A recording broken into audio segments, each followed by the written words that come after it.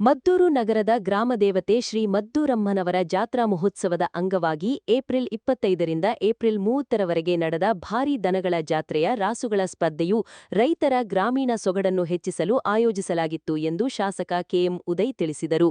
ನಿನ್ನೆ ಸಂಜೆಯ ಬಳಿಕ ನಗರದ ಶ್ರೀ ಉಗ್ರ ನರಸಿಂಹಸ್ವಾಮಿ ದೇವಸ್ಥಾನದ ಆವರಣದಲ್ಲಿ ಹಮ್ಮಿಕೊಳ್ಳಲಾಗಿದ್ದ ರಾಸುಗಳ ಸ್ಪರ್ಧೆಯಲ್ಲಿ ವಿಜೇತರಾದ ಎತ್ತುಗಳಿಗೆ ಬಹುಮಾನ ವಿತರಣೆ ಕಾರ್ಯಕ್ರಮದ ಅಧ್ಯಕ್ಷತೆ ವಹಿಸಿ ಅವರು ಮಾತನಾಡಿದರು.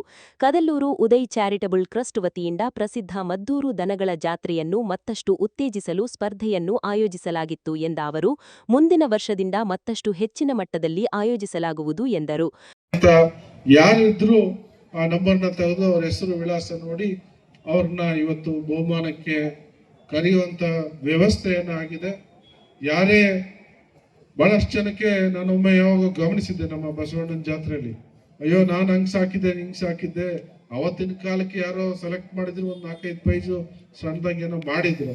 ಬಹಳಷ್ಟು ಜನ ಬೇಜಾರು ಮಾಡ್ಕೊಂಡ್ರು, ನಾನು ಹೆಂಗ್ ಸಾಕಿದೆ ನಮ್ಗೆ ಕೊಟ್ಟಿಲ್ಲ ಬಹುಮಾನ ಹಾಗೆ ಹೇಗೆ ಅಂತ ಮಾತಾಡೋದನ್ನ ನಾನು ಕೇಳಿಸ್ಕೊಂಡಿದ್ದೆ.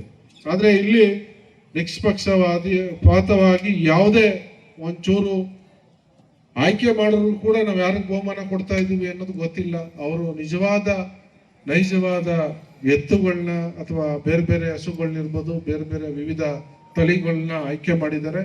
ನಿಜವಾದ ಏನ್ ಜಿನೇನಿದೆಯೋ ಅದಾರದ ಮೇಲೆ ವೇದಿಕೆಯಲ್ಲಿ ಪಾಂಡವಪುರ ಶಾಸಕ ದರ್ಶನ್ ಪುಟ್ಟಣ್ಣಯ್ಯ, ವಿಧಾನ ಪರಿಷತ್ ಸದಸ್ಯ ದಿನೇಶ್ ಗೂಳಿಗೌಡ, ತಾಲೂಕು ಬ್ಲಾಕ್ ಕಾಂಗ್ರೆಸ್ ಅಧ್ಯಕ್ಷ ಚಲುವರಾಜು, ರಾಜೀವ್, ಪಶುಸಂಗೋಪನಾ ಇಲಾಖೆಯ ಸಹಾಯಕ ನಿರ್ದೇಶಕ ಗೋವಿಂದ್, ಮುಖಂಡರಾದ ಕೆಎಂ ರವಿ, ಸಚಿನ್, ಪ್ರಸನ್ನ ಸೇರಿದಂತೆ ಹಲವರು ಪಾಲ್ಗೊಂಡಿದ್ದರು.